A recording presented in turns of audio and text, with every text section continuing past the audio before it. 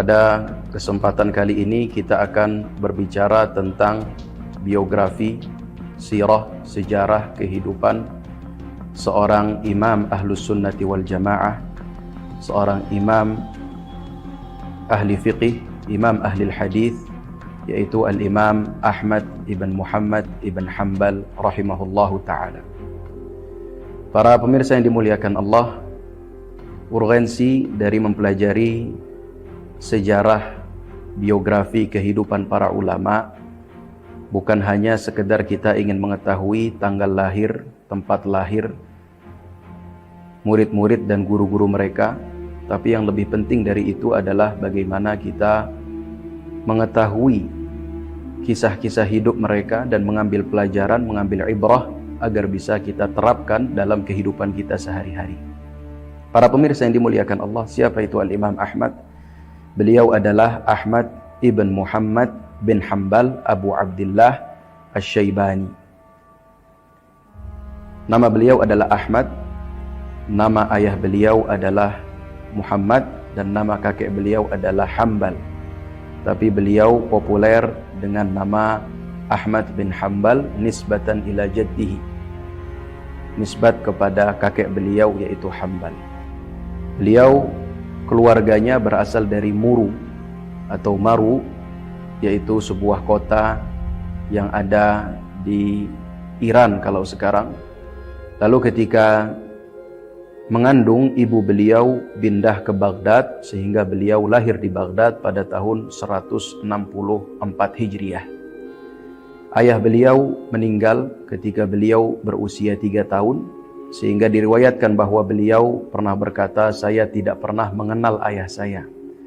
Karena ayah beliau meninggal ketika beliau berusia 3 tahun dan ayah beliau berusia kurang lebih 30 tahun. Para pemirsa yang dimuliakan Allah, kakek beliau adalah seorang qadhi dan ayah beliau adalah seorang tentara.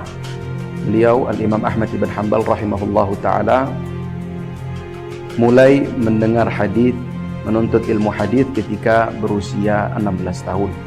Banyak sekali guru-guru beliau, di antaranya yang populer adalah Al-Imam Yahya ibn Sa'id Al-Qattan, juga Al-Imam Abdul Rahman ibn Mahdi, juga Al-Imam Abdul Razak ibn Hammam As-San'ani.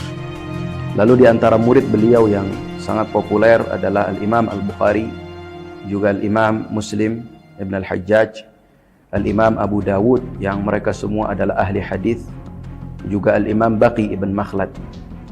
Dari nama-nama guru beliau dan nama-nama murid beliau kita bisa mengetahui bahwa memang Al-Imam Ahmad ibn Hanbal hidupnya itu dikelilingi oleh para ulama, khususnya para ahli hadis.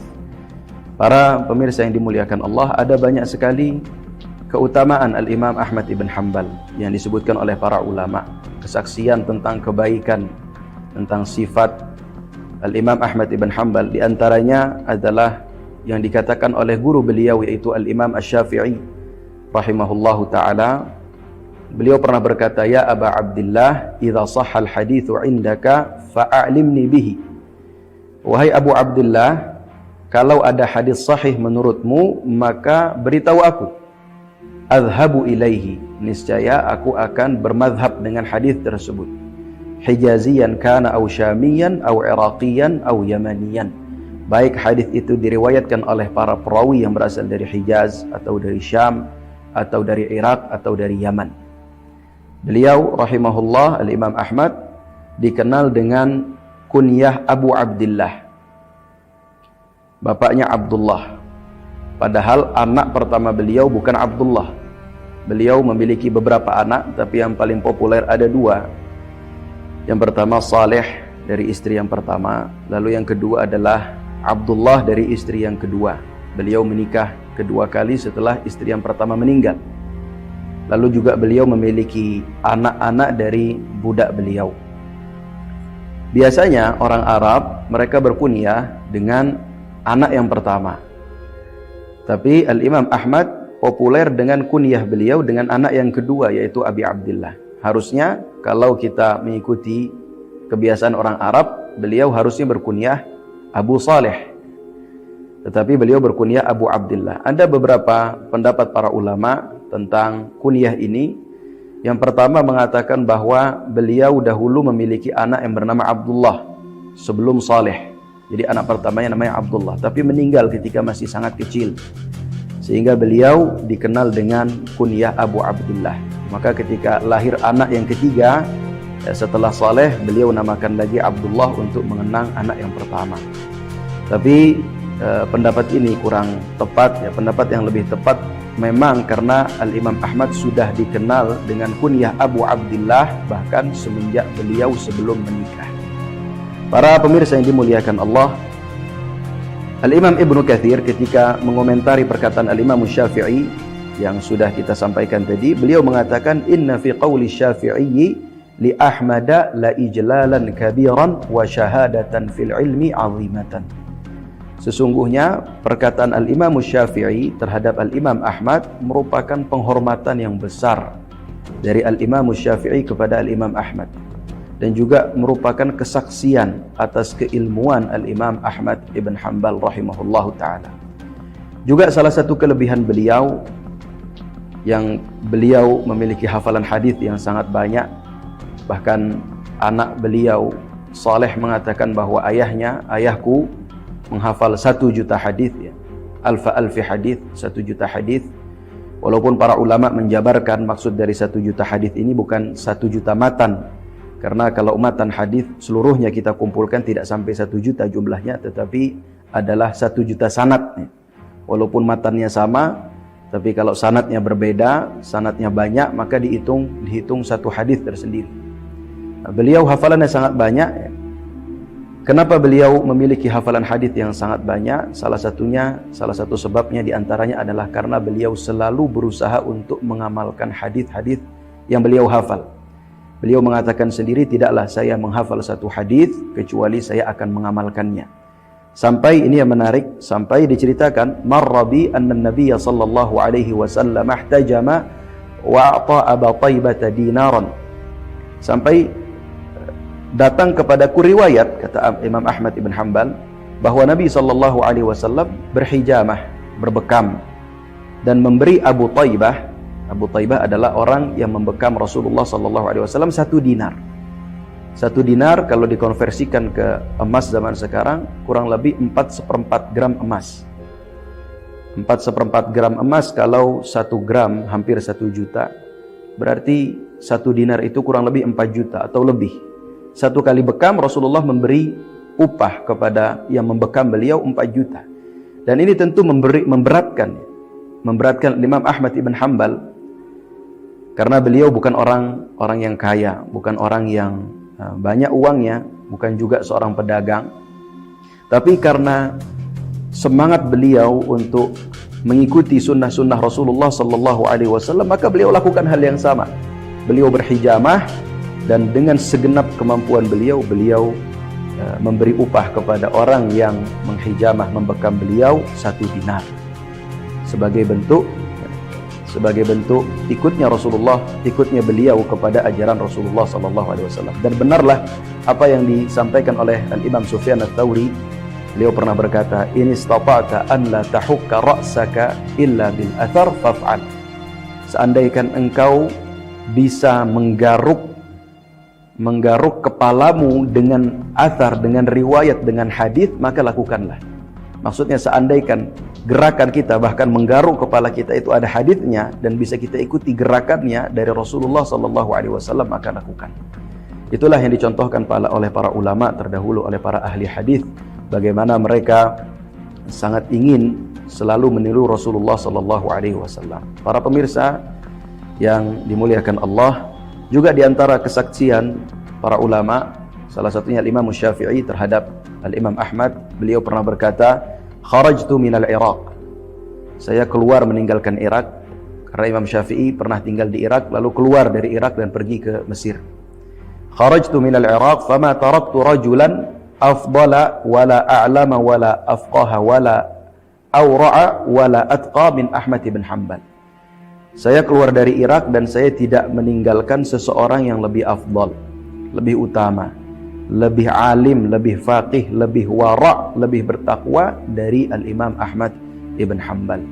Ini menunjukkan bahwa beliau memang adalah orang yang layak mendapatkan pujian dari para ulama, karena bukan hanya keilmuan beliau yang sangat luas, tetapi juga keilmuan beliau itu tergambarkan dalam perilaku keseharian beliau, dalam ketakwaan dan keimanan beliau. Juga seorang ulama pernah berkata, Abu Amr An-Nuhas, "Fid dini ma kana absarahu." Ketika beliau mensifati Imam Ahmad ibn Hanbal, "Fid dini ma kana absarahu." Imam Ahmad sangat basirah terhadap ad-din, terhadap agama. Sangat menguasai terhadap ilmu agama. Wa 'anid dunya ma kana azhadahu, ma kana asbarahu.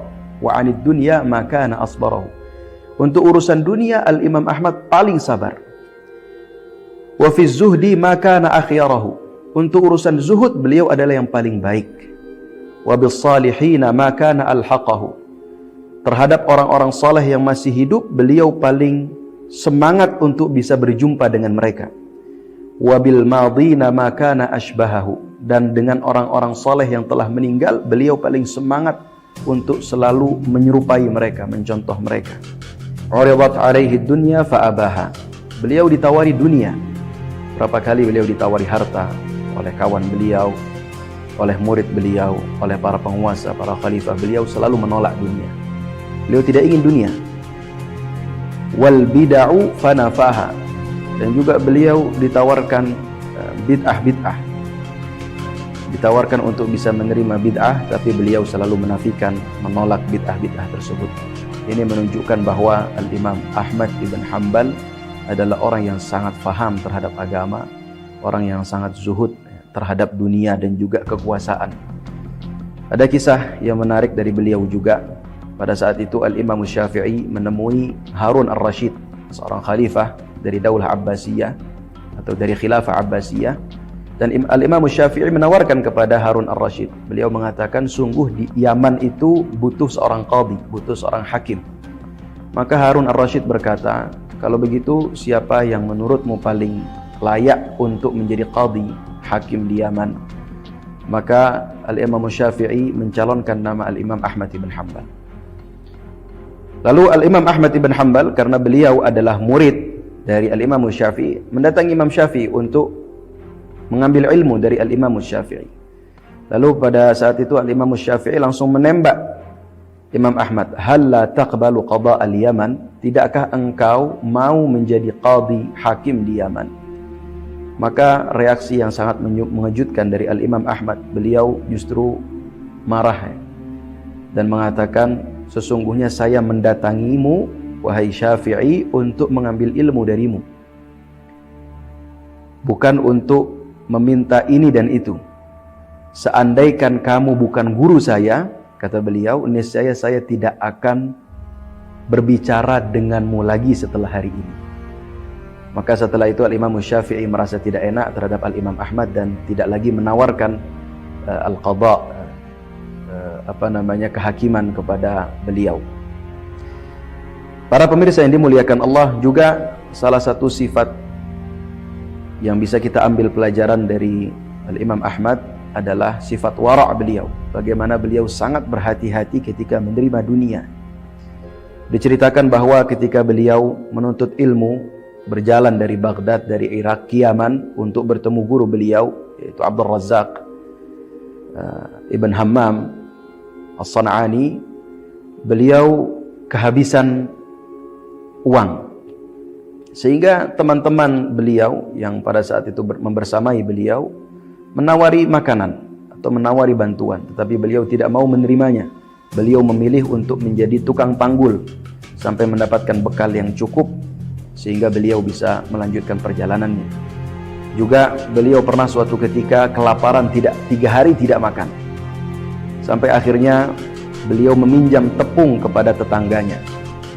Beliau pulang ke rumah membawa tepung tersebut lalu menyerahkan kepada keluarganya agar diolah menjadi makanan.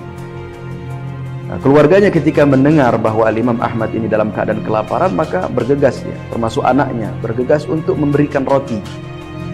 Maka Al-Imam Ahmad pada saat itu bingung, kok ini roti cepat sekali jadinya. Maka beliau bertanya, apakah roti ini berasal dari tepung yang saya pinjam? Maka keluarganya menjawab, bukan, ini roti berasal dari anakmu Saleh. Maka beliau tidak mau memakan roti dari anaknya. Kenapa?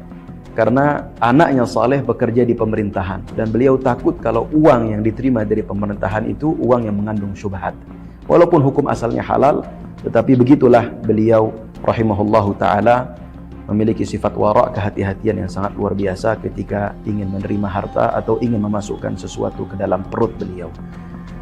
Para pemirsa yang dimuliakan Allah, salah satu kisah juga yang terkenal dari beliau, ini adalah kisah bagaimana komitmennya Al-Imam Ahmad terhadap akidah Ahlus Sunnah wal Jamaah adalah fitnatu khalqil Quran, ujian yang menimpa beliau di zaman Al-Khalifah Al-Ma'mun, lalu setelahnya Al-Khalifah Al-Mu'tasim, lalu setelahnya Al-Khalifah Al-Wathiq.